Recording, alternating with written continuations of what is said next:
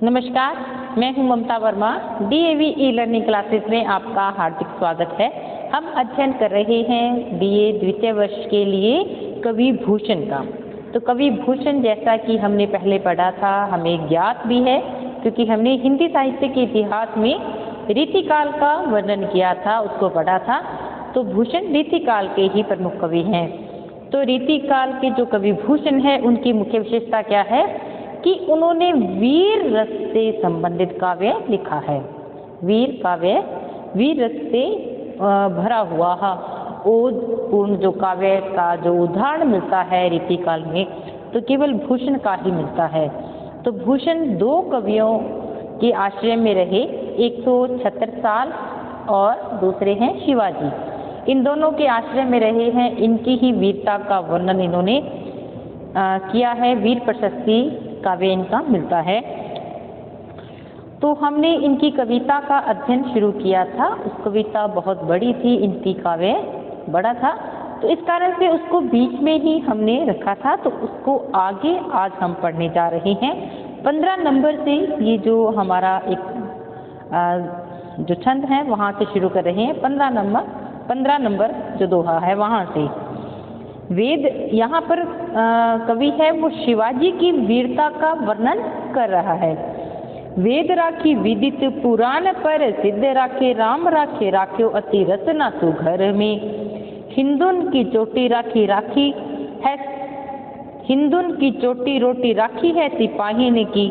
कांधे में जनेऊ राख्यो और माला राखी घर में। तो इसमें जो शिवाजी औरंगजेब जो था, मुगल शासक था औरंगजेब, तो उसके साथ इसका प्रतिद्वंदी या इनका शत्रु दिखाया गया है। तो उस समय भारत में मुगल जो थे आए थे और वो बलपूर्वक हिंदुओं को मुस्लिम बना रहे थे, इस्लाम ग्रहण करवा रहे थे।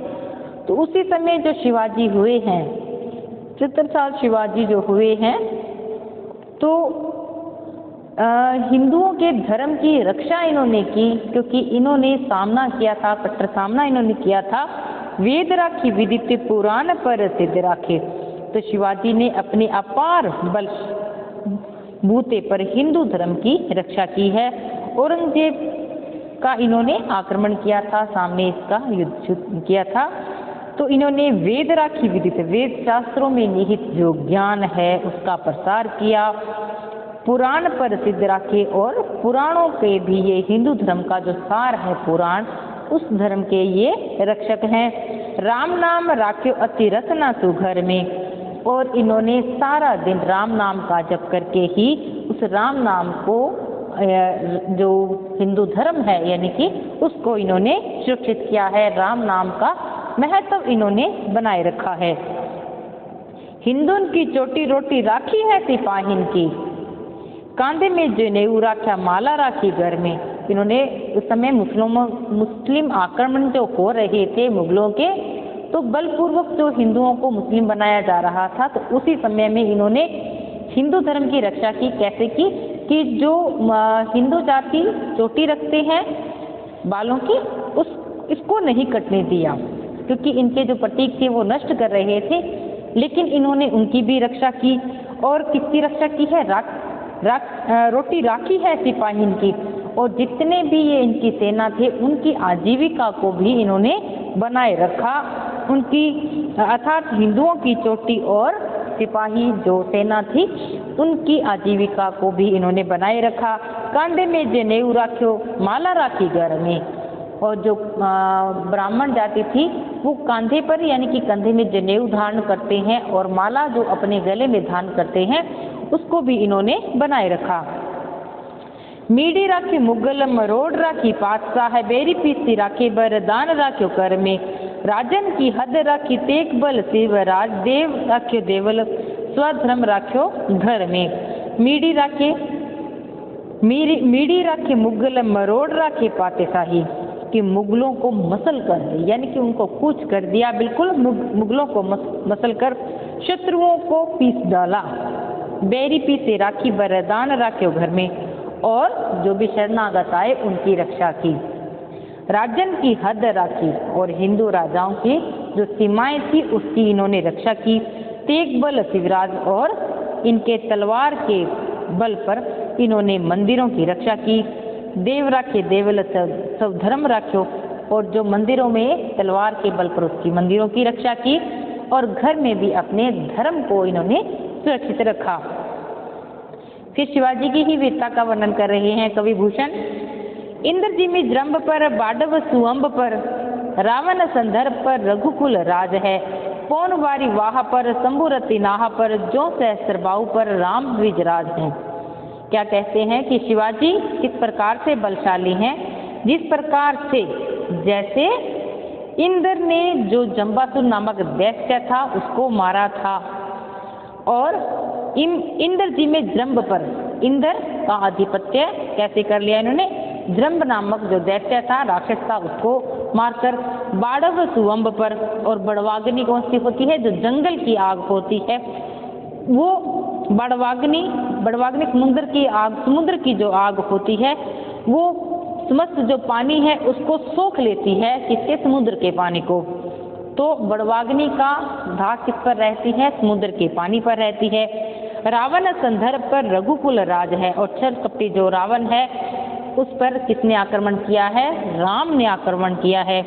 पौनवारी वाह पर शंभुरति नाह पर, पवन का किस पर आधिपत्य रहता है, बादलों पर, यानी कि हवा आती है तो बादल चले जाते हैं।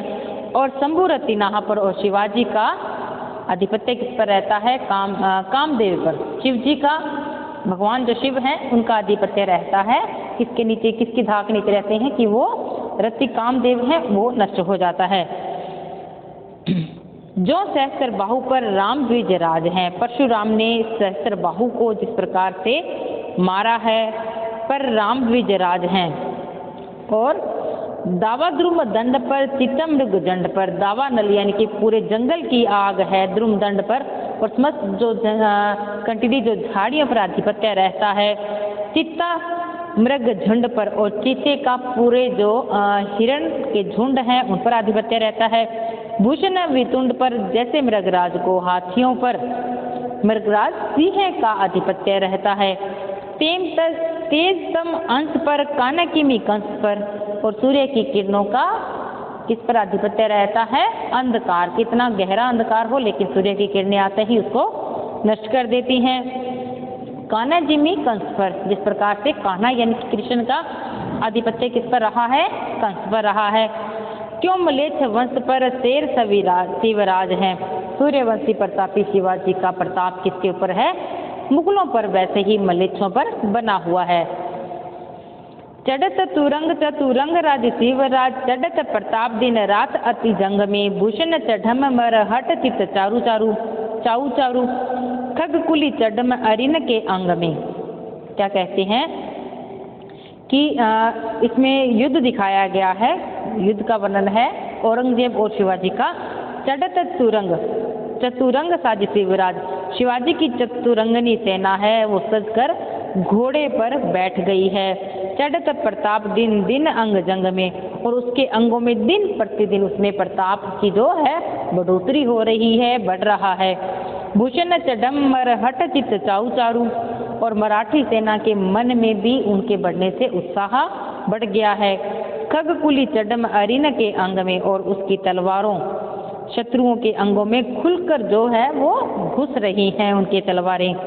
भोंसिला के हाथ गढ़ कोट है चढ़त है, अरिजोट चढ़त है एक मरु गिरीश रंग में। तुर्का नगन व्योम यान है चढ़त, बिन मान है चढ़त बदरंग अवरंग में। कि जो भोंसला के राजा शिवाजी के हाथों में शत्रुओं के अब किले आ गए हैं। भोंसिला के हाथ गढ़ कोट है चढ़त, यानी कि सारे जो किले हैं उसके हाथ में आ गए हैं। अरिजोट है चढ़त एक मरु श्रृंग में, और जो शत्रुओं के जो झुंड हैं अरिजोट यानी कि जो शत्रुओं के जो झुंड के झुंड कहाँ पर जा रहे हैं, अपने बचने के लिए, बचाव के लिए, कि वो मेरुगिरी श्रृंग में, और जो मेरु यानी कि पर्वत की ऊंची ऊंची शाखाओं पर जा रहे हैं, चोटियों पर चढ़कर बैठ गए हैं। तुर्कानगन व्योमयान है चढ़त, तुर्क जो मर गए हैं, व्योमयान यानी कि वो आकाशयान पर चढ़कर जा रहे हैं, यानी कि वो उनका मर चुके हैं। बिन मान है चढ़त बदरंग अवरंग में। और जो मरने के लिए बिन मान चढ़त, और तो उनके मरने से औरंगजेब का भी रंग क्या है, फीका पड़ गया है। बिन मान है चढ़त बदरंग, बिल्कुल बदरंग हो गया है अवरंग में। फिर है इसमें औरंगजेब और शिवाजी के मध्य जो युद्ध होता है, उसी युद्ध का वर्णन कवि भूषण ने किया है। छुटत कमान बान बंद रहु कोक बान, मुश्किल होत मुर चाह नहु की ओट में, ताहो समय शिवराज हुक्म ते हल्ला गियो, दावे बांधी द्वेषिनी पे बीरन ले जोट में। छुटत कमान की कमान से बाण छूट रहे हैं, यानी कि दोनों तरफ जो युद्ध है वो शुरू हो गया है। बंदूक और कोकबान और बंदूकें भी चल रही हैं, तोपें भी चल रही हैं। मुश्किल होत मर चाह नहु की ओट में, और इसमें क्या है, मोर्चे की ओट में भी बचने में कठिनाई हो रही है। ताही समय शिवराज हुक्म ते हल्ला कियो, ऐसे समय में जो शिवाजी हैं वो उन्होंने उत्साहवर्धक हल्ला बोल दिया है। दावा बांधे द्वेषिनी के बीरन लिजोट में, मराठों के वीर पर अग्नि बांध कर ये मतलब साहस उनमें आ गया है। भूषण बनत तेरी हिम्मत कहाँ लो कहो, हे पराक्रमी, जो भूषण कहते हैं कि हे पराक्रमी शिवाजी, मैं आपकी कहाँ तक आपका गुणगान करूं। तर्कम कीमती यही लगी है जाकी भट्ट जोट में, कि आपके कीमत तो इन योद्धाओं के समूह में ही आंकी जा सकती है, कि आपका वर्णन मैं कैसे करूं, कि आप तो जब इन समस्त योद्धाओं के साथ होते हैं तभी आपकी कीमत का आंका जा सकता है, यानी कि आप कितने बलशाली हैं। ताव दे दे मुंचन कंगूरन पे पाँव दे दे, घाव दे दे अड़ी मुख कूद पे करकोट में। तो वो क्या है, जो इसकी सेना है जो इसकी शिवाजी की, तो अपनी मूंछों के ताव दे दे करके और इनके कंगूरों पर चढ़ चढ़ के दुश्मनों के घाव दे दे, और उनको शत्रुओं के मुखों पर घाव दे देकर उनके किलों में कूद पड़ते हैं और किले पर अधिकार कर रहे हैं। गरुड़ का दावा सदा नाग के समूह पर, दावा नाग जूह पर सिंह सर ताज को, दावा पूरा हुत को हारने के कुल पर, दावा सबे पछिन के गोल पर बाज को। कैसे कहते हैं कि गरुड़, जो पक्षीराज गरुड़ है, उसका प्रभुत्व सदैव सर्पों पर बना रहता है। दावा नाग जो है बलशाली सिंह का प्रभुत्व कहाँ रहता है, सिंह से रताज को। और किस पर, नागजू है यानी कि हाथियों के समूह पर किसका दावा बना रहता है, सदैव बलशाली जो सिंह है, शेर है, उसका प्रभुत्व बना रहता है।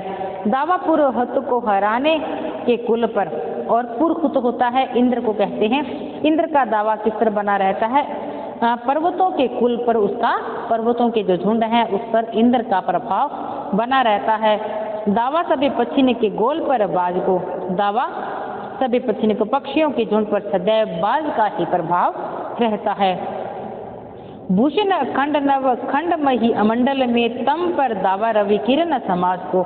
जिस प्रकार से ब्रह्मांड में नवखंड में व्याप्त भूषण अखंड नवखंड जो 9 द्वीप हैं, उन पर जितना भी अंधेरा है उस पर किसका प्रभुत्व है, रवि किरण समाज को, जो सूर्य की किरणें हैं उसका ही प्रभुत्व बना रहता है।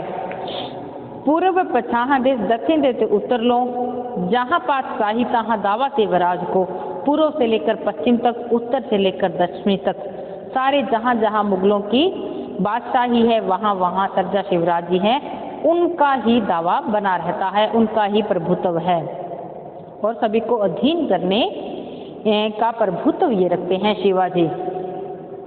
फिर शिवाजी के आक्रमण के कारण जब उन पर अधिपत्य हो जाता है औरंगजेब के राज्य पर, तब वहाँ की जो स्थिति दिखाई गई है उसका वर्णन है। ऊंचे घोर मंदिर के अंदर रहने वाली, ऊंचे घोर मंदिर के अंदर रहाती है, कंदमूल भोग करे, कंदमूल भोग करे, 3 बेर खाती थी, वह 3 बेर खाती हैं। तो इसमें क्या है, ऊंचे घोर मंदिर के अंदर रह, वहाँ की जो नारियां हैं किस प्रकार से हो गई हैं मुगलों की, कि बहुत ऊंचे ऊंचे महलों में रहती थी। ऊंचे घोर मंदिर के अंदर रहने वाली, कि ऊंचे ऊंचे महलों में जो रहने वाली थी, वहाँ की जो रानियां थी, ऊंचे घोर मंदिर के अंदर रहती हैं। श्लेष है यहाँ पर कि इसमें अब ऊंचे ऊंचे घोर मंदिर, पहले तो कहा महलों के लिए, अब कवि भूषण कहते हैं कि ये ऊंची ऊंची बड़ी बड़ी शत्रुओं से डरकर ये गुफाओं में रहने लग गई हैं। कंदमूल भोग करे, कंदमूल भोग करे। पहले वो कंदमूल यानी कि बेहद ही शाक सब्जियां, बहुत अच्छे अच्छे फल का भोग करती थी, कंदमूल भोग करें। लेकिन अब ये कंदमूल यानी कि घास फूस को ही खाती हैं भूख से मरने के लिए, कहीं भूख से मर ना जाए इसलिए ये शाक सब्जियां जो घास फूस हैं उन्हीं को ही खाकर अपनी जीविका का निर्वाह करती हैं। 3 बेर खाती थी वे, 3 बेर खाती हैं। पहले वो पूरे दिन में रात्रि ठाट बाट के साथ 3 बार भोजन करती थी, लेकिन अब पूरे दिन अपनी भूख मिटाने के लिए केवल 3 ही बेर, जो एक बेर छोटा फल होता है, उसको ये खाती हैं। भूषण शिथिल अंग, भूषण शिथिल अंग, बिजन डुलाती वे, बिजन डुलाती हैं। कि भूषण शिथिल अंग, भूषण क्या कहते हैं कि पहले भूषणों से उनके अंग हैं वो शिथिल हो रहे थे।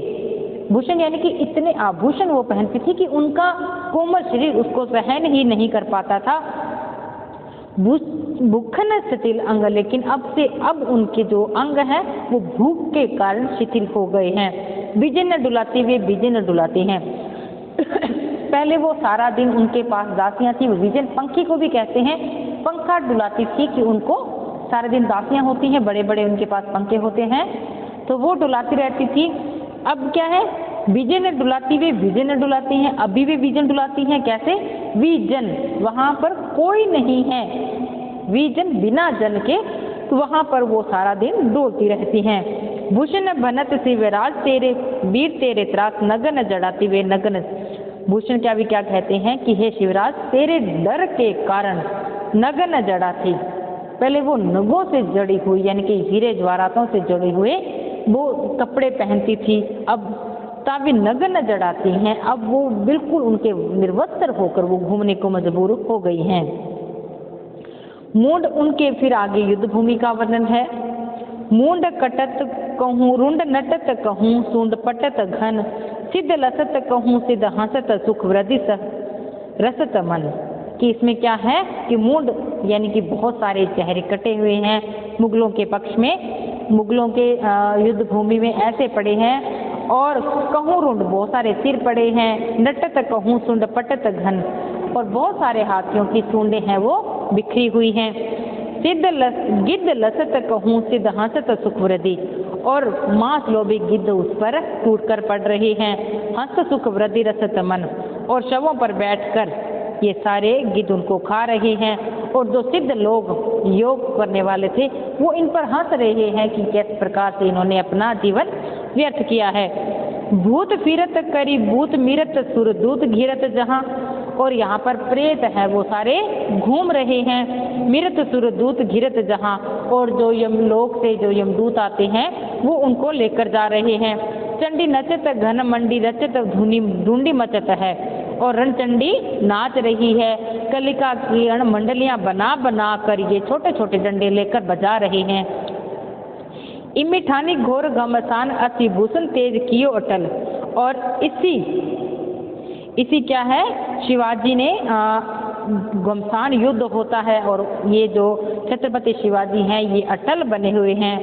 शिवराज शाही शुभ खग बल दली अडोल बहलोल दल, और तलवार के बल पर ये समस्त दुश्मनों का इन्होंने नाश कर दिया है। फिर है 76 साल की वीरता का वर्णन कर रहे हैं। अब तक हमने शिवाजी के पढ़े थे, अब 76 साल की वीरता का वर्णन हम कर रहे हैं। 76 साल पराक्रम। भुज भुज गेस की वे संगनी भुजंगनी सी, खेदी खेदी खाती दी है दारुण दलन के। भुज 76 साल की जो भुजाएं हैं, शेष नाग की जो जीवन संगनी सी सर्पणी के समान लंबी लंबी इनकी भुजाएं हैं। खेदी खेदी खाती दी है दारुण दलन की, और खोद खोद खाती हैं इनकी जो लंबे हाथों में जो तलवार से शोभित होती हैं, इनके तलवार बड़े बड़े दलों को खोद खोद कर खा रही है। इनकी जो बर्छी है 76 साल की। बरखत पाखरन बीच धंसी जाती मीन, पैरी पार जाता प्रवाह जो चलन के, और जो जैसे ही मछली तैरकर अपना प्रवाह पूरा कर लेती है वैसे ही इनकी बर्छी है जो वो दुश्मनों को खोद खोद कर खा रही है। इनकी 76 साल की बर्छी लोहा के कवच इन्होंने पहन रखे हैं, हाथियों के झूलों के बीच में से जाकर इनको खोद खोद कर खा रही है।